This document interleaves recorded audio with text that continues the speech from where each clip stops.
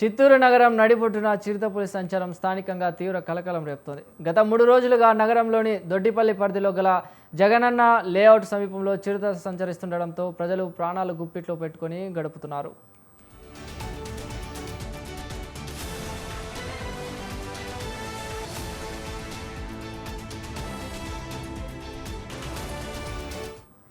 తాజా సమాచారం ప్రకారం సదరు చిరుతపులి తీవ్ర గాయాల పాలై స్పృహ తప్పి పడిపోయింది. లేఅవుట్ సమీపంలోని పొదల్లో అపస్మారక స్థితిలో ఉన్న చిరుతను చూసిన స్థానికులు వెంటనే అటవీశాఖ అధికారులకు సమాచారం అందించారు. సమాచారం అందుకున్న అటవీశాఖ సిబ్బంది అక్కడికి చేరుకుని పరిస్థితిని సమీక్షిస్తున్నారు.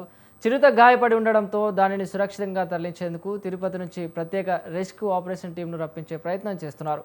నిపుణులు చేరుకున్న తర్వాతే చిరుతకు మత్తుమంది ఇచ్చి పట్టుకుంటారా లేదా అన్నది తేలాల్సి ఉంది.